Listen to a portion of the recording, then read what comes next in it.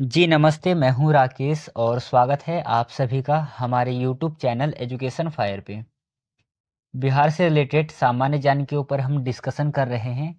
सभी question important थे। यदि आपने कल के वीडियो को देखा होगा तो उससे आपको अंदाज़ा लग गया होगा कि किस प्रकार के प्रश्न पूछे जाते हैं। बेसिकली इतना सिंपल सा प्रश्न नहीं पूछा जाता, पर फिर भी जो सामान्य ज्ञान होता है, जो सामान्य जानकारी होती है, जिस राज्य के हम पेपर देने जाते हैं उससे रिलेटेड हमें उसके बारे में थोड़ा सामान्य जानकारी रखना चाहिए। चलिए इसी सिलसिले को हम आगे बढ़ाते हुए आज के सेशन को शुरू करते हैं। आज का हमारा दूसरा दिन है, देखेंगे और उससे रिलेटेड कुछ क्वेश्चंस। पहला क्वेश्चन है कि पृथ्वी की सतह से सबसे नजदीक का परत कौन सा है। ठीक है, ये आपका ज्योग्राफी का क्वेश्चन है। बताइएगा क्या हो जाएगा सही आंसर। आंसर इसका क्षोभ मंडल। जो पृथ्वी से सबसे नजदीक का परत है वो है क्षोभ मंडल। ठीक है, आपको पता है जब हम पृथ्वी को देखेंगे तो सबसे नीचे वाला हो जाएगा क्षोभ मंडल, फिर ऊपर है समताप मंडल, फिर है मध्य मंडल, फिर है बाह्य मंडल, फिर है बहिमंडल। इस प्रकार करके पृथ्वी का क्या है, लेयर बना होता है। ठीक है, इसमें से जो दूसरा होता है ना, ये मेन होता है। क्यों? क्योंकि ये मौसम मुक्त होता है, संताप मंडल, और यहाँ पर एरोप्लेन आदि उड़ाने के लिए बेहतर जगह माना जाता है। ठीक है, तो 5 मंडल है, ये आपको याद रखना है। सबसे नजदीक का परत कौन सा है? क्षोभ मंडल।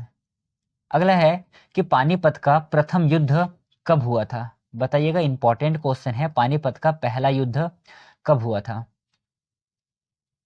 सही आंसर हो जाएगा इसका, पानीपत का पहला युद्ध हुआ था 26 अप्रैल 1526 में, सॉरी 21 अप्रैल 1526 में। देखिएगा, पानीपत जो है, पानीपत का अब तक कुल, पानीपत का 3 युद्ध हुआ है अब तक। ठीक है, अब आप पूछोगे कि 3 कब कब हुआ है। एक आपने देखा, पहला हुआ है 1526 में, दूसरा हुआ था दूसरा हुआ था 1556 में, और तीसरा हुआ था 1761 में। ठीक है, पानीपत के युद्ध कितने लड़े गए हैं? 3। कौन कौन से? 1526 में पहला, दूसरा 1556 में, और तीसरा 1761 में। ठीक है, जो इसमें पहला लड़ा गया है वो किस किस के बीच में हुआ था? वो हुआ था इब्राहिम लोदी और बाबर के बीच में हुआ था, जिनमें से कि बाबर जो है विजय रहते हैं। ठीक है, बाबर जीत जाता है। अब यहाँ पर देखना, जो मुगल सम्राट हुए हैं, ठीक है, इनके वंशजों का नाम देखेंगे तो आपने भाजपा सुना होगा। आप एक बार लिखना, BHA JS और A। ये क्या है? ये मुगल सम्राट के वंशजों का नाम है। B से हो जाएगा आपका बाबर। ठीक है, H से हो जाएगा आपका हुमायूं, A से हो जाएगा आपका अकबर, J से हो जाएगा जहांगीर, S से हो जाएगा शाहजहां, और A से हो जाएगा आपका औरंगजेब। औरंगजेब, ये मुगल सम्राट के वंशजों का नाम है। मतलब कि बाबर यहाँ से प्रारंभ होता है। बाबर का बेटा हुमायूं, हुमायूं का बेटा अकबर, अकबर का बेटा जहांगीर, जिसे कि आप लोग सलीम के नाम से भी जानते हो, सलीम का बेटा शाहजहां, और शाहजहां का बेटा कौन था? औरंगजेब। बाबर जो है 1498 में फरगाना के उत्तराधिकारी, जो फरगाना के राजकुमार बनते हैं, यहाँ के राजा बनते हैं 1498 में। फिर जाकर के 1498 में पहाड़ी राज्य के लोगों ने आक्रमण करके इनसे इसका राज्य गद्दी छीन लेते हैं। जिस समय ये राजा बनता है उस समय इसका उम्र रहता है 8 वर्ष। फिर उसके बाद ये धीरे धीरे करके अपने राज्य से निष्कासित हो जाता है, और ये जब वापस आते हैं तो ये 3 युद्ध लड़ते हैं। कौन कौन से? बाबर, खानवा और चंदेरी का। बाबर का युद्ध लड़ते हैं 1526 में, फिर इसके बाद खानवा का युद्ध लड़ते हैं राणा सांगा के साथ, और एक लड़ते हैं चंदेरी का 1500 कुछ में लड़ते हैं, ध्यान नहीं एग्जैक्टली, पर ये 3 युद्ध लड़ते हैं। सबसे अंतिम कौन सा था? सबसे अंतिम का था पानीपत का। इसके बाद उनकी मृत्यु हो गई। इनके मृत्यु के बाद इनका राज्यपाठ किसको मिला था? हुमायूं को मिला था। ठीक है, ये आपको याद रखना है पूरा। चलिए अगला क्वेश्चन है, एक प्रमुख नारा है। नारा क्या है? बातें कम काम ज्यादा। ये किसका प्रमुख नारा था? उत्तर है आपका संजय गांधी। किसका प्रमुख नारा था? संजय गांधी का। अगला क्वेश्चन है, मंदी के साथ मुद्रास्फीति का क्या अर्थ है? मंदी के साथ मुद्रास्फीति का क्या अर्थ है? उत्तर हो जाएगा आपका स्टैगफ्लेशन। ठीक है, स्टैगफ्लेशन ये आपका सही आंसर होगा। चलिए अगला क्वेश्चन है, अनहैप्पी इंडिया पुस्तक के लेखक कौन है? ठीक है, बुक का नाम क्या है? बुक का नाम है अनहैप्पी इंडिया। इसका लेखक है लाला लाजपत राय। ठीक है, अगला क्वेश्चन हो जाएगा, एशिया विकास बैंक जिसको हम कहेंगे ADB, एशियन डेवलपमेंट विकास बैंक, इसका मुख्यालय कहाँ पर है? मुख्यालय हो जाएगा आपका मनीला में। ठीक है, एशियाई विकास बैंक का मुख्यालय कहाँ पर है? मनीला में है, यह आपका सही आंसर है। अगला है कि 7 टापुओं का नगर किसे कहा जाता है? कल के वीडियो यदि आपने देखा होगा तो उसमें मैंने ये करवाया था। सही आंसर है मुंबई, और मैंने यहाँ पर यह भी बताया था कि गेटवे ऑफ इंडिया ये कहाँ पर है? ये मुंबई में स्थित है। अगला है, योजना आयोग का अध्यक्ष कौन होता है? कल के वीडियो में करवाया था, प्रधानमंत्री होता है। अगला क्वेश्चन है कि राष्ट्रीय विज्ञान दिवस कब मनाया जाता है? सही उत्तर हो जाएगा 28 फरवरी को राष्ट्रीय विज्ञान दिवस मनाया जाता है। किसके जन्म दिवस पे मनाया जाता है? तो ये मनाया जाता है दिलीप महालनोबिस।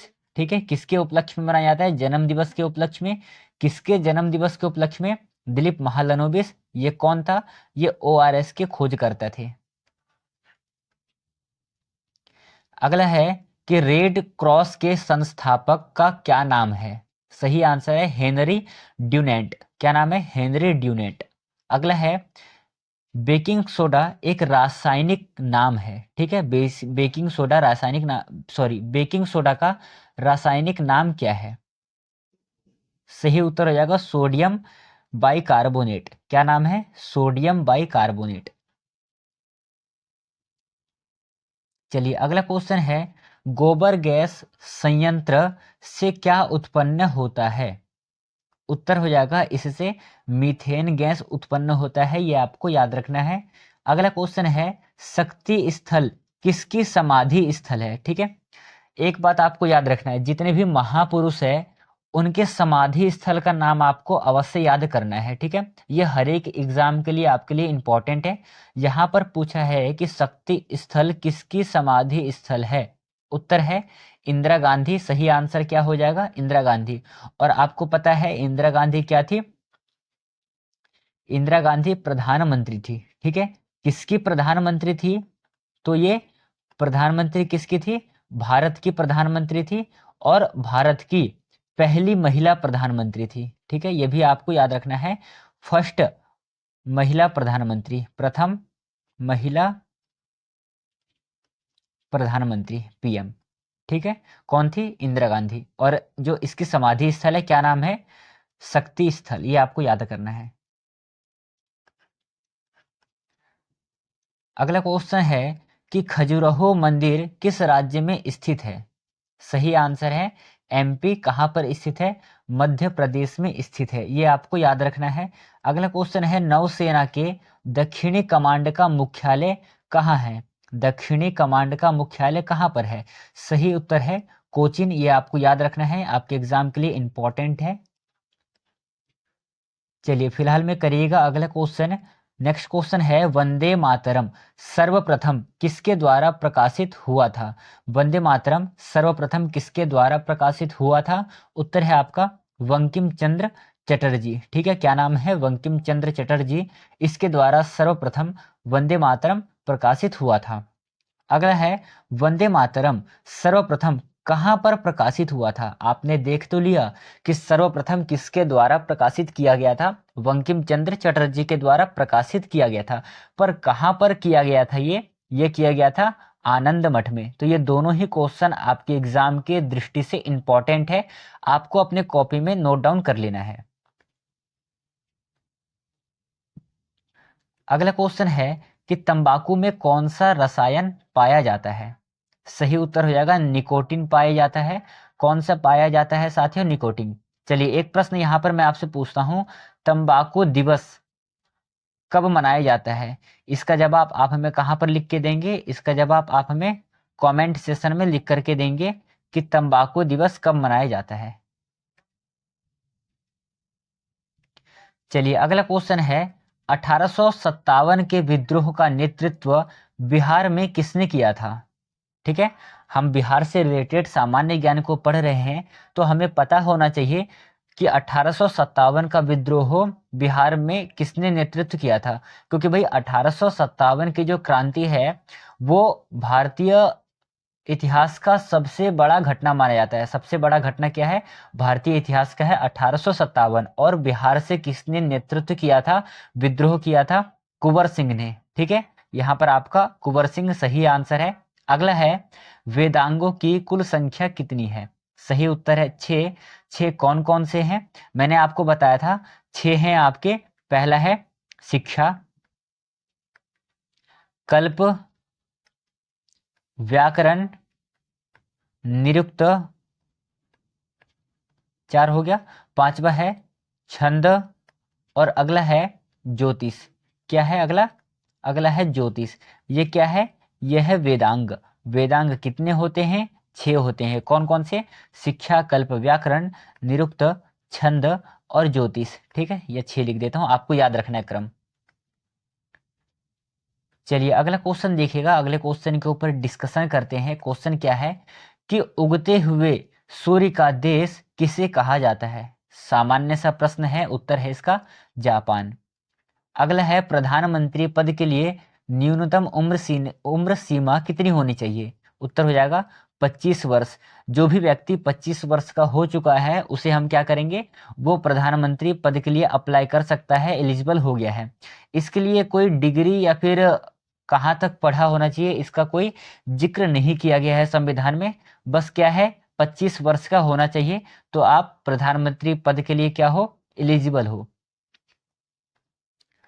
चलिए अगला क्वेश्चन है कि इंदिरा गांधी नहर को किन नदियों से पानी मिलता है? ठीक है, मोस्ट इंपॉर्टेंट क्वेश्चन है। बताइएगा जो इंदिरा गांधी नहर है इसको किस नदी से पानी मिलता है? उत्तर हो जाएगा सतलुज और व्यास। ठीक है, कौन सी नदी है? सतलुज और व्यास नदी। अगला है, WWE का फुल फॉर्म क्या है? सही आंसर है वर्ल्ड वाइड वेब। आप सर्च करते हो ना www.com, www जो 3 W है इसका मतलब होता है, पहले W का मतलब है वर्ल्ड, दूसरे W का मतलब है वाइड और तीसरे का मतलब है वेब। तो www का फुल फॉर्म क्या हो जाएगा? World wide web. चलिए अगला क्वेश्चन देखना है। अगला क्वेश्चन है, तारपीन का तेल किस वृक्ष से प्राप्त किया जाता है? इंपॉर्टेंट क्वेश्चन है। सही आंसर है चीड़ के वृक्ष से।